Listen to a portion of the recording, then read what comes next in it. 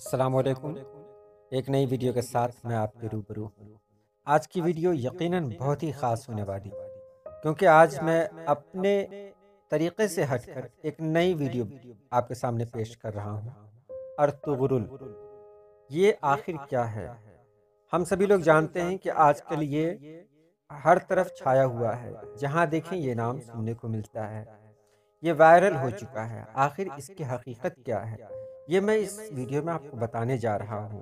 ہمیں فخر ہے کہ ہم اس قوم سے تعلق رکھتے ہیں، اس مذہب سے تعلق رکھتے ہیں جو ایک ایسی قوم ہے جس کی تاریخ کی کوئی دوسری مثال کسی اور قوم میں نہیں ملتی۔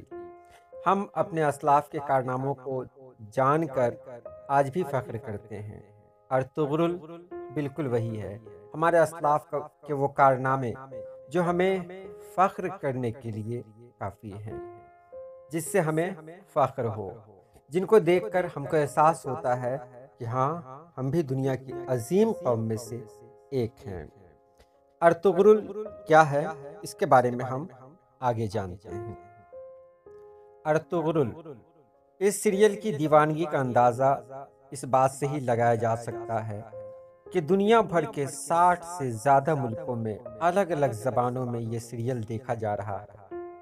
پاکستان کے وزیر اعظم عمران خان نے اس سیریل کو اسلاموفوبیا کے مقابلے کے لیے دکھانے کا حکم دیا ہے۔ آج ہمارے یہاں بھی لاک ڈاؤن کی جو حالت ہے، اس میں آپ نے دیکھا ہوگا کہ رامائن چلا تھا اور ابھی ایک نیا سیریل چل رہا ہے۔ لاک ڈاؤن کی اس گھڑی میں یہ جو ڈرامہ، ترکی ڈرامہ ہمارے سامنے آیا ہے، ارطغرل، اسے اگر آپ دیکھیں گے تو واقعی دیکھتے ہی رہ جائیں گے۔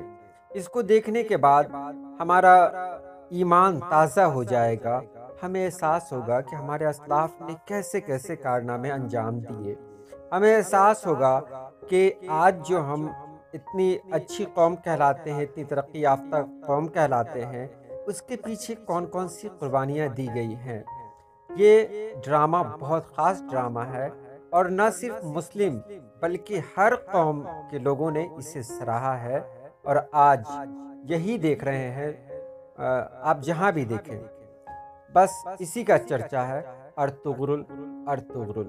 ہم جانیں گے آخر یہ ارطغرل ہیں کون اور کیوں ان پر یہ ڈرامہ بنایا گیا۔ عمران خان نے PIB کو یہ حکم دیا ہے کہ اس سیریل کا اردو میں ڈب کریں، اور یہ نام میں اس لیے لے رہا ہوں کیونکہ ہم لوگ بھی دیکھیں گے تو اردو سیریل ہی دیکھیں گے، کیونکہ ہمیں ترکی زبان کے بارے میں جانکاری نہیں ہے۔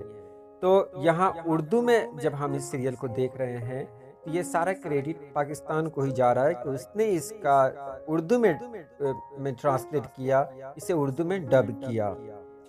اب اگر آپ اسے کہیں اور دیکھنا چاہتے ہیں تو آپ یوٹیوب پہ بھی دیکھ سکتے ہیں، ڈیلی موشن پہ بھی دیکھ سکتے ہیں، فیس بک جیسی سائٹ پہ بھی یہ موجود ہے۔ یہاں تک کہ غازی ارطغرل کے نام سے ایک ایپ بھی ہے، آپ اس ایپ کو ڈاؤن لوڈ کر کے سیدھے HD کوالٹی میں اس کو دیکھ سکتے ہیں۔ اس میں 76 ایپیسوڈ ہیں، حالانکہ ابھی 2، 3، 4 اور 5 کو اردو اور انگلش یا ہر اسٹائل میں دیکھا جا سکتا ہے، لیکن ایک جو ایپیسوڈ ہے اس کو صرف ترکی میں ہی دیکھا جا سکتا ہے، لیکن اس کو اردو میں ڈب کیا جا رہا ہے۔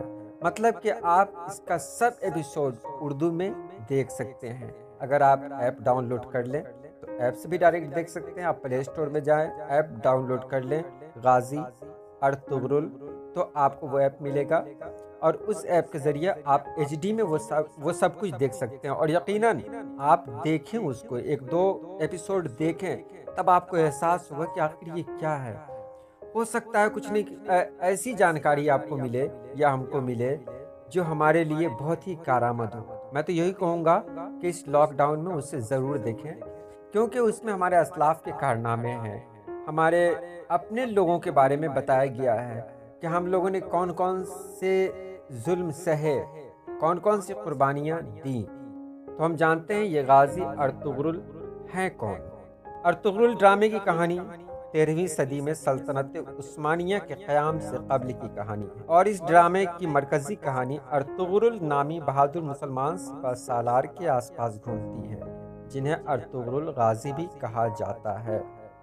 ڈرامے میں دکھایا گیا ہے کہ کس طرح 13ویں صدی میں ترک سپہ سالار ارطغرل نے منگولوں، صلیبیوں اور ظالموں کا بہادری سے مقابلہ کیا اور کس طرح اپنی فتوحات کا سلسلہ برقرار رکھا۔ ڈرامے میں سلطنت عثمانیہ سے قبل کی ارطغرل کی حکمرانی، بہادری اور محبت کو دکھایا گیا ہے۔ واضح رہے کہ ارطغرل نامی سپہ سالار کی وفات کے چند سال بعد ہی ان کے چھوٹے بیٹے عثمان نے 13ویں صدی کے آغاز میں ہی سلطنت عثمانیہ کے قیام کا اعلان کیا، اور مسلمانوں کی یہ عظیم سلطنت تقریباً 600 سال تک یعنی 1920 تک قائم رہی۔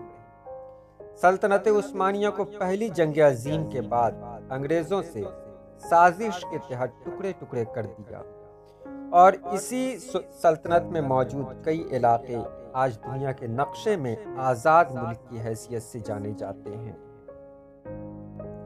ارطغرل ترکی زبان کا لفظ ہے اور دو لفظوں ار اور طغرل سے مل کر بنا ہے۔ ار کا معنی آدمی، سپاہی یا ہیرو کے ہیں، جبکہ طغرل کے معنی ہے عقاب پرندے کے، جو مضبوط شکاری پرندہ کے طور پر مشہور ہے۔ یوں ارطغرل کا معنی ہوا عقابی شخص یا عقابی سپاہی یا شکاری ہیرو۔ غازی ارطغرل ترک اوغوز کے شاخ قائی قبیلے کے سردار سلیمان شاہ کے بیٹے اور سلطنت عثمانیہ کے بانی عثمان اول کے والد تھے۔ ولادت کا زمانہ 1191 کے آس پاس کا ہے، جبکہ 1281 میں آپ کی وفات ہوئی تھی، اور مدفن اناطولیہ کے شہر سوغوت میں واقع ہے۔ ارطغرل غازی ایک بہادر، نڈر، بے خوف، عقل مند، دلیر، ایماندار اور باروب سپاہی تھے۔ وہ ساری عمر سلجوقی سلطنت کے وفادار رہے۔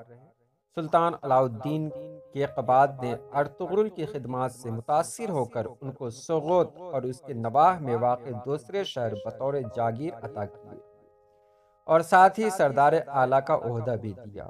اس کے بعد آس پاس کے تمام ترک قبائل ان کے ماتحت آ گئے تھے۔ تاریخی حوالوں سے یہ پتہ چلتا ہے کہ ارطغرل کا تعلق ترک قبائل کی شاخ قائی قبیلے سے تھا، اور ان کا خاندان بیگ یعنی سردار کہلاتا تھا۔ یہ قبیلہ عقیدتاً اہل سنت والجماعت سے منسلک اور مسلکاً حنفی تھا۔ تاریخ کی کتابوں میں ارطغرل کی زندگی کے احوال اور ان کی سرگرمیوں سے متعلق پختہ معلومات نہیں ملتی، البتہ ان کے بیٹے عثمان اول کے ڈھالے ہوئے سکوں سے تاریخی طور پر ان کے وجود کی تصدیق ہوتی ہے۔ ان سکوں میں عثمان اول نے اپنے والد کا نام ارطغرل ضرب کروایا تھا، تاہم مجموعہ دستاویزات عثمانی کے مطابق ارطغرل ترکمانی شاہ سلیمان شاہ کا فرزند اور قائی قبیلے کا سردار تھا، جو منگولوں کے حملوں کی وجہ سے مشرقی ایران سے بھاگ کر اناطولیہ چلا گیا۔ عثمانی روایت کے مطابق ارطغرل اپنے والد سلیمان شاہ کی وفات کے بعد اپنے رفقا کو لے کر سلاجقہ روم کے پاس گئے اور ان سے زمین کا مطالبہ کیا، چنانچہ انہوں نے سوغوت کی زمین ارطغرل کے حوالے کر دی، جو اس زمانے میں بازنطینی سلطنت کی سرحد پر واقع تھا، اور ارطغرل کو اس کا سردار بھی مقرر کر دیا۔ بعد ازاں اس سرزمین پر کچھ ایسے واقعات پیش آئے جو آگے چل کر سلطنت عثمانیہ کی بنیاد کا سبب بنے۔ اسلام کی سربلندی کی خاطر ارطغرل اور دیگر عثمانی سلاطین کی مجاہدانہ سرگرمیوں کی بنا پر عموماً ان کے ناموں کے ساتھ غازی کا لقب لگایا جاتا ہے۔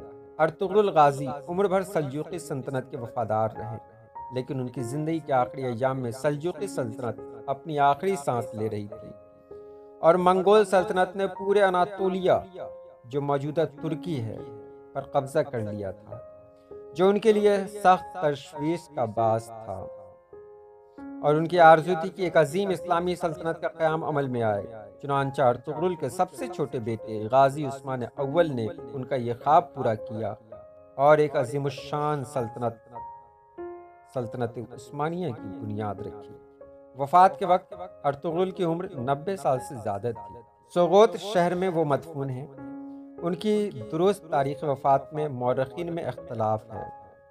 مشہور ہے کہ ارطغرل غازی کی وفات قائی قبیلے کے سرداری اپنے بیٹے عثمان اول کے سپرد کرنے کے بعد سوغوت شہر میں 1281 یا 1282 عیسوی میں ہوئی۔ بعض دوسرے ذرائع سے پتہ چلتا ہے کہ ان کی وفات 1288 یا 1289 میں ہوئی۔